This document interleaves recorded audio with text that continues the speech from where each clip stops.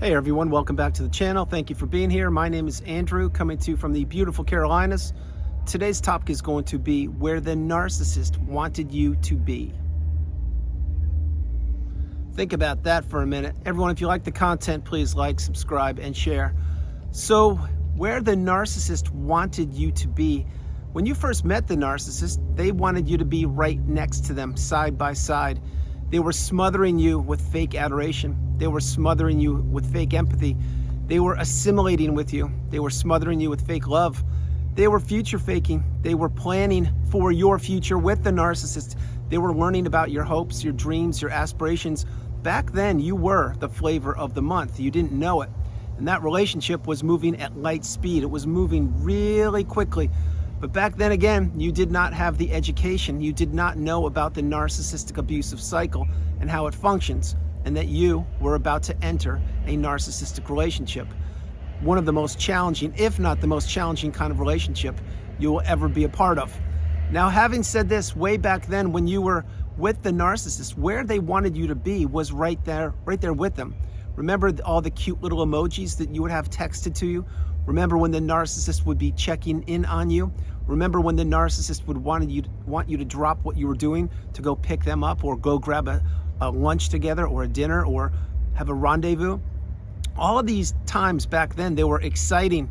They were when you were on the roller coaster of emotions. It was almost like a movie. But the thing is, this was your life. And it felt almost too good to be true because, well, it was too good to be true.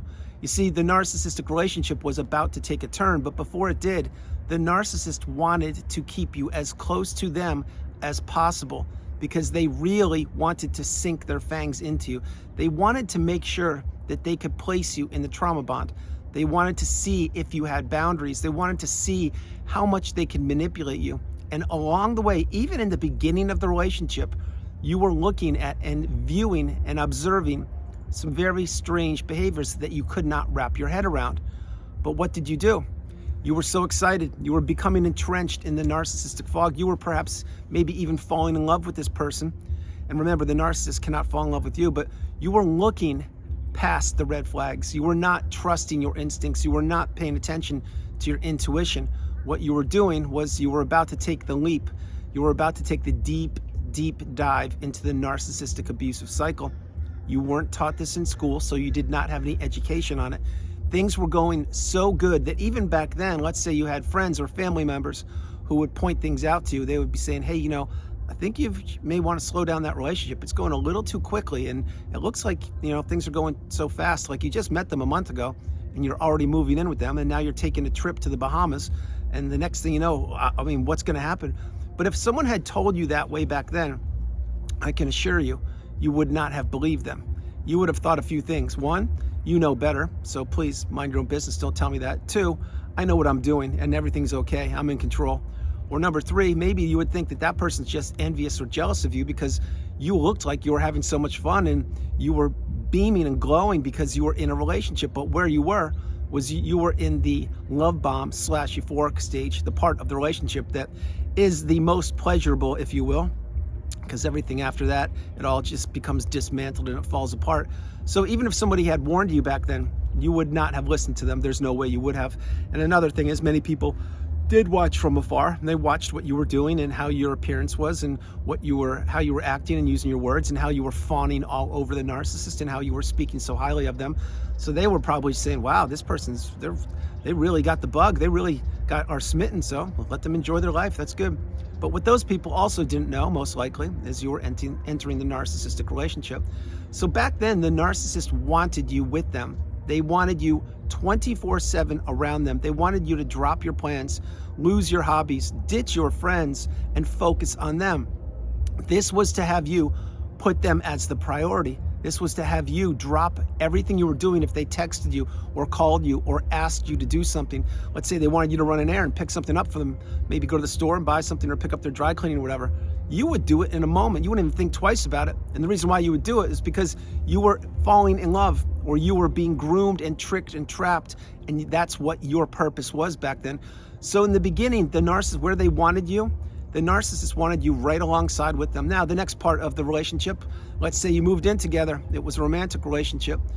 What happened there is now they had you, or you put a ring on their finger, or you went into business with them, or you loaned them money or something. Something pivotal happened, or you had children, or you relocated. When this happened, this is when the love bomb is over and the euphoric stage ends, and you're now beginning to become devalued all day long, left, right, and center. Now, you couldn't wrap your head around what that was. You knew that you were not being treated as properly as you were before. And this is where the narcissist, where they wanted you, was further away from them. Not all the way, but this is when the narcissist would begin to disappear in the mornings, in the evenings, on weekends. This is when the narcissist would not be sending you the cute little heart emojis and the puppies and the unicorns and rainbows and telling you how much they missed you, etc. Because again, they knew they had you. They had done their work. In the beginning of the narcissistic relationship, this is when the narcissist really does the most work on the relationship, but it's not in a healthy way. It's to get you trapped, ensnared in the narcissistic fog. It's to get you pining for the narcissist, to get you thinking about the narcissist, to get you wondering about the narcissist. This is where you lose your identity. You become an extension of the narcissist, and you do anything they want you to do. This is why so frequently the narcissist back then would just ask you to do a mundane, average, everyday thing. But if you were at work, say your 9-to-5 job, you would drop what you were doing to get the other thing done, or at least to respond or react quickly to the text or the email or the phone call, because that's what your purpose was. And you knew it. You just didn't know that the other person, i.e. the narcissist, was playing you. They were manipulating you. They did not have your best interest at heart. So the devaluation stage, where the narcissist wanted you, they wanted you a little bit further away from them, because they were already grooming and tricking and trapping another source of supply. That source of supply did not have to be romantic. Remember this. The narcissist gets supply from pets, from clothes, from jobs, from friendships, from people in hobby groups or organizations, from romantic relationships, from their children, from their parents, from neighbors, from colleagues. The narcissist gets supply from virtually anybody that is on the planet, unless you get the tools and the wisdom and you apply them and you go no contact, you block them, you delete them, you remove them and all flying monkeys and people associated with them. That's the path. But this video is about where the narcissist wanted you. So in the devaluation stage, they were slowly pulling away from you. And the longer that relationship went on, the more they were pulling away from you. And the more they were pulling away from you, the more you were wanting to be closer to them. But that's not how these relationships are set up. These relationships are set up so if you say black, they say white. If you say good, they say bad. If you say left, they say right. This is how these relationships work. So the further the narcissist was pulling away from you in the devaluation stage, the more you were drawn to them. It's a natural progression. It's when you don't know what's going on, but you just, your sixth sense is kicking in, like, I need to see this person. I need to be with this person. What's going on? And the person, i.e. the narcissist, they A, cannot fall in love with you or anyone. B, they have no empathy. And C, they know how to place people in the trauma bond, in the narcissistic fog. They are professionals at this. They are master manipulators, and you were the most recent person who fell into the relationship, because the narcissist, when you met them, I can almost assure you, they were giving you a sob story or playing the victim card and blaming their past relationship on the ending of that relationship. And you were thinking, wow, I'll be the white knight in shining armor. I'll swoop in here and raise the kids and marry you and put a roof over your head and we'll live happily ever after. Well, not so fast. That's not what happens.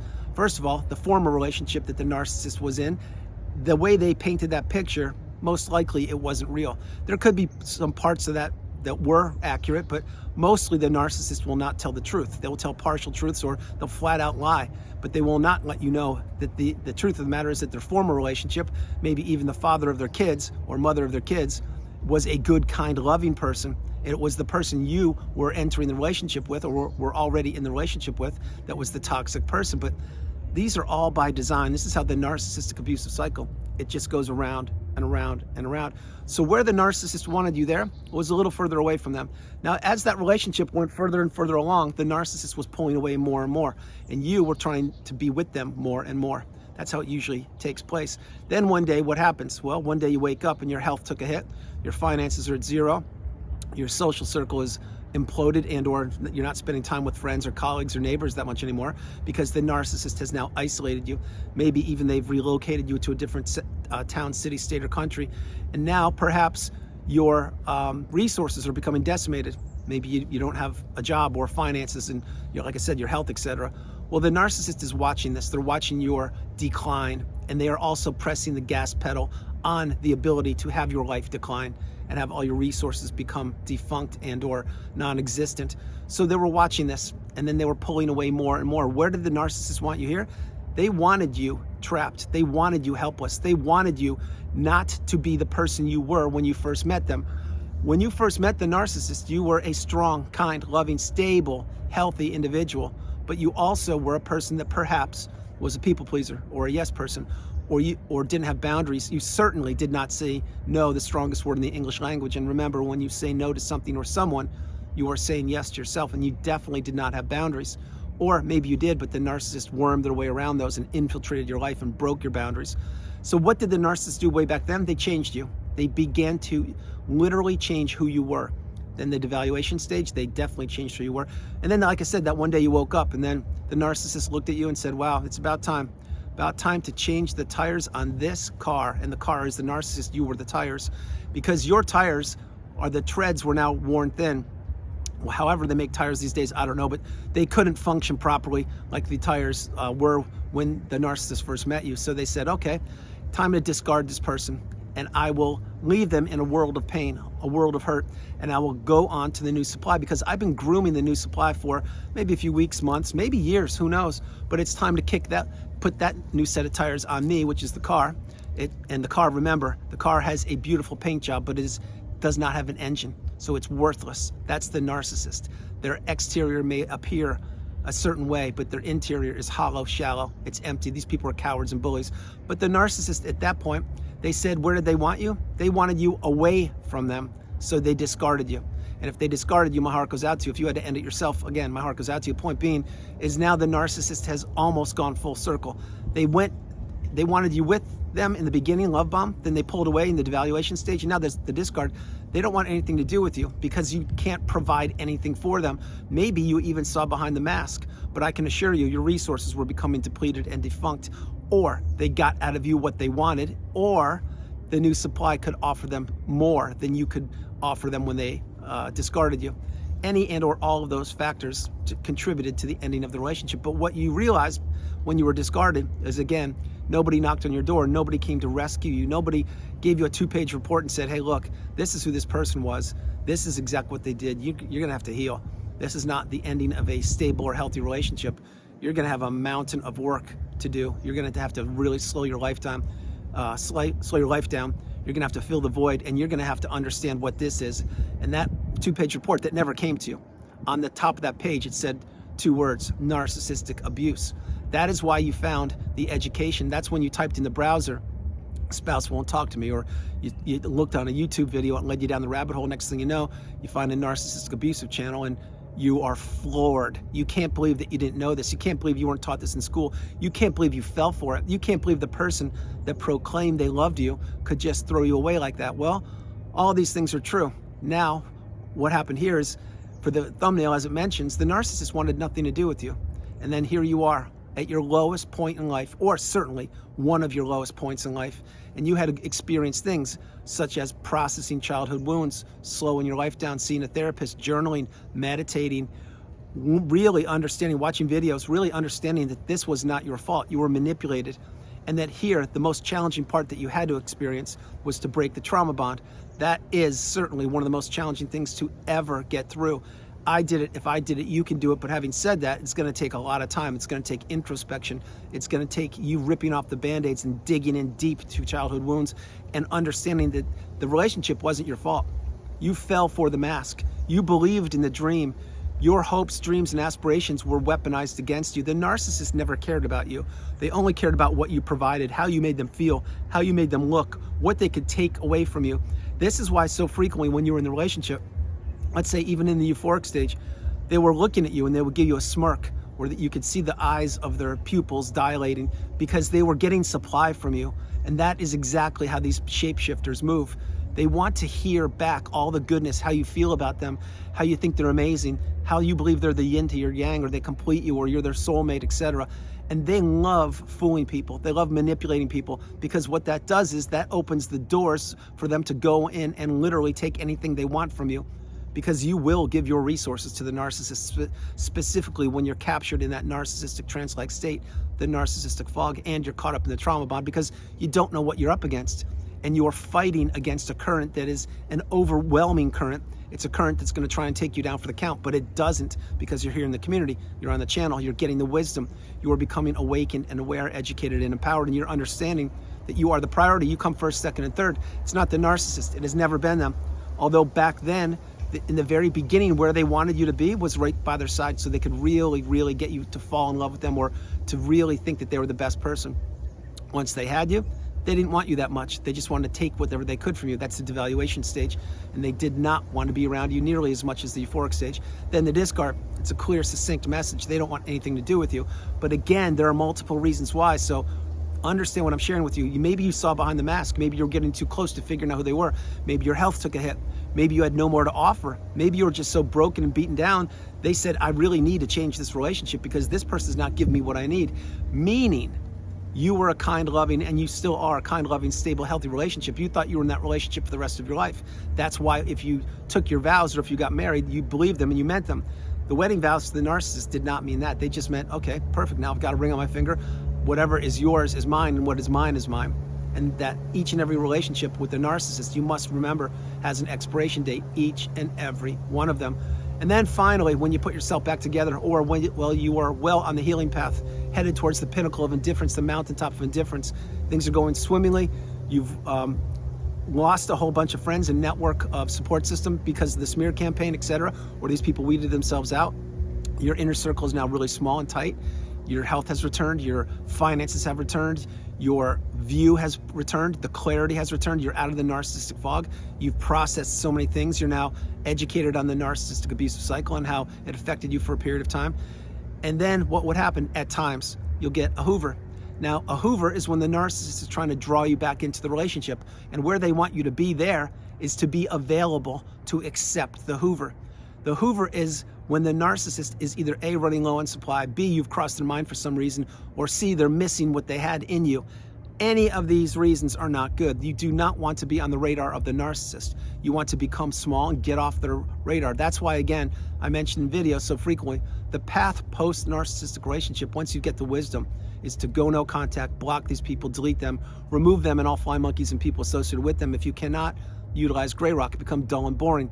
But having said these things, the hoover, that's when the narcissist is checking the pulse or the temperature of the relationship again to see A, if you've healed, B, if you figured out that they're a narcissist, C, if you saw behind the mask, or D, if you're leaving the door open to enter the relationship one more time so they could try to finish you off. Understand, a hoover is not good. And for those of you who have never received a hoover, that is a badge of honor. That's a good thing. Whatever you're doing, it's working. Just make sure that you do not accept a hoover. Do not go backwards. You need to be going forward. So this is where the narcissist wanted you. Notice the 4 pivotal points. In the beginning, the love bomb / euphoric stage, they wanted you all around them, smothering you with fakeness. They wanted to get their hooks into you.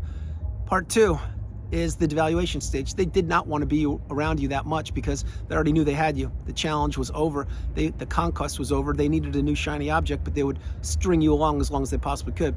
The third part is the discard. They did not want to be with you because they found your replacement, or you were wising up, or your resources were depleted, or your health was ailing, etc. And number 4 is when time has gone by and you've healed, or you are healing, or you're processing things, and you cross the mind of the narcissist again, and they were trying to test the pulse of you to see if you'll go back for another one. So this is how it is. The narcissist always wants you wherever they want you. But many times throughout the relationship, they don't want you to be anywhere near them. Many times they need you to be near them to regulate themselves. The layers of the onion of this video could be peeled back so many times, countless times, thousands and hundreds of thousands of times. But for now, that's the video. I hope you liked it. I loved doing it from the beautiful Carolinas. This is Andrew. Namaste. Have a great afternoon, evening, or morning, no matter where you are on the planet. You are not alone. Remember that. You are not alone. God bless you. I love you all, and I will talk to you tomorrow. Understand where the narcissist wanted you, and understand the best place for you to be on this planet is as far away from these people as you possibly can be. I love you all. God bless you, and I'll talk to you tomorrow. All right, bye, guys.